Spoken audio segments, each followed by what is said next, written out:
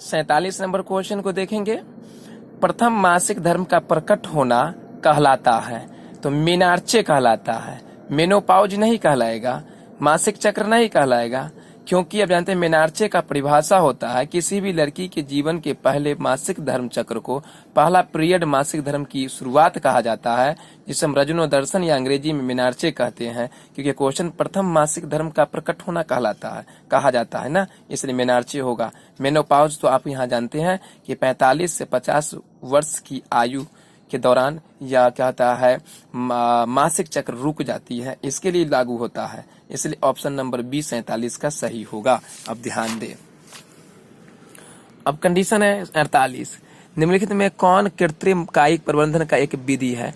तो कलम लगाना, दाब लगाना, कलम बांधना, इनमें सभी ऑप्शन नंबर डी 48 का डी।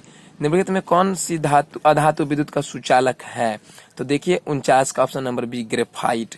अब यहाँ देखेंगे क्वेश्चन नंबर 50 में सक्रियता सरणी में निम्नलिखित में कौन सबसे अधिक क्रियाशील धातु है? तो एकदम सिंपल सी ऑप्शन नंबर ए सोडियम 50 का। 51 का शुद्ध सोना कितने कैरेट का होता है? तो 24 कैरेट का होता है। निम्नलिखित में किस धातु को कृष्ण नोट डुबा कर रखा है? तो 52 नंबर क्वेश्चन, तो ऑप्शन नंबर ए सोडियम। अब क्वेश्चन नंबर 53, अम्ल के जलीय विलयन में निम्नलिखित में से कौन उत्पन्न होता है? तो आप जानते हैं H+ आयन होता है, ऑप्शन नंबर बी 53 का। निम्नलिखित में कौन सबल अम्ल है? तो अब 54 का क्वेश्चन नंबर हो जाएगा ऑप्शन नंबर बी HCl। अब क्वेश्चन नंबर आप जानते हैं 55, शुद्ध जल का pH मान होता है? तो सिंपल सी बात 7 होता है बाबू, ठीक है, तो 55 का सी हो जाएगा। निम्नलिखित में कौन सा पदार्थ का जलीय विलयन नीले लिस्बन पत्र को लाल करता है? तो अम्ल करता है, ऑप्शन नंबर ए। अब देखेंगे ऑप्शन यहाँ पर पढ़ेंगे 57, किसी गोली दर्पण की फोकस दूरी 20 सेंटीमीटर है, या गोली दर्पण किस प्रकार का होगा? जानते हैं प्लस लगा हुआ है, ठीक है, इसलिए उत्तल हो जाएगा। ऑप्शन नंबर बी 58 का समतल दर्पण द्वारा बना प्रतिबिंब कैसा होगा? तो काल्पनिक होगा, ऐसे ऑप्शन नंबर बी समतल दर्पण बोल रहा है। निम्नलिखित में दर्पण सूत्र कौन है? तो option number B 1/f = 1/v + 1/u। 59 question का option number B right answer. मिला लेंगे अच्छा ढंग से।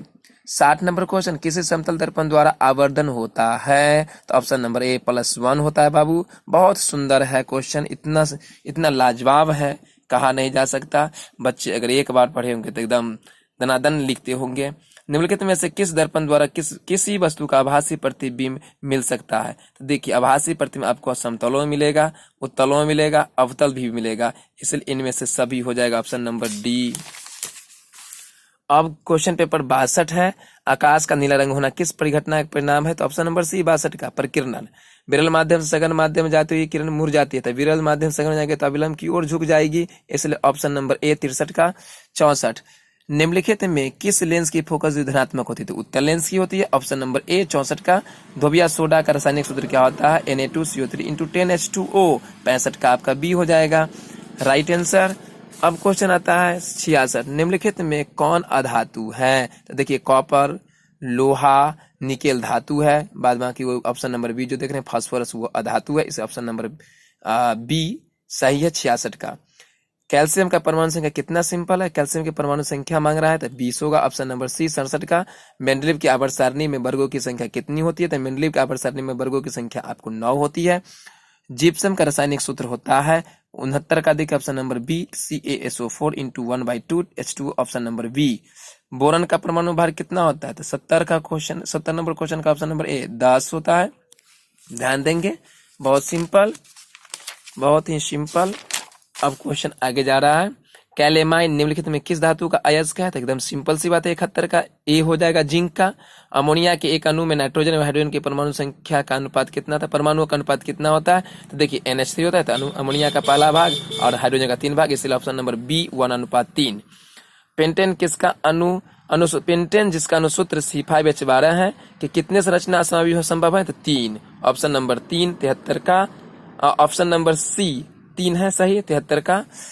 क्वेश्चन अगला है, कार्बन आवर्त सारणी के किस वर्ग का सदस्य है? तो 14 नंबर, जो ऑप्शन नंबर 74 का ऑप्शन नंबर डी है। 75 घेगा रोग पनपता है किसके कारण? तो आयोडीन की कमी के कारण से, वह ऑप्शन नंबर आपका सी है 75 का। बहुत ही सिंपल सी लॉजिक है, बहुत अच्छा, बच्चे ध्यान दें। रंध्र मुख्यतः पाए जाते हैं। 76 नंबर क्वेश्चन में रंध्र मुख्यतः पाए जाते हैं। कहाँ पाए जाते हैं? तो रंध्र आप जानते हैं जड़ में नहीं पाया जाता है, तना में नहीं पाया जाता है, इसे पत्तियों में पाया जाता है। ध्यान रखेंगे ऑप्शन नंबर बी। 77 रक्तचाप मापने वाला उपकरण क्या कहलाता है? एस्फिग्नोमैनोमीटर कहलाता है। 77 का डी हो जाएगा क्योंकि इलेक्ट्रोमीटर से दूध का मापा जाता है, स्टेथोस्कोप नहीं है, ये एमीटर नहीं, इसलिए एस्फिग्नोमैनोमीटर होगा। 78 परागकोश में क्या पाए जाते हैं? देख लीजिए कितना सिंपल है। परागकोश में क्या पाए जाते हैं? यही क्वेश्चन पूर्व में था, इसलिए परागकण होगा ऑप्शन नंबर डी 78 का।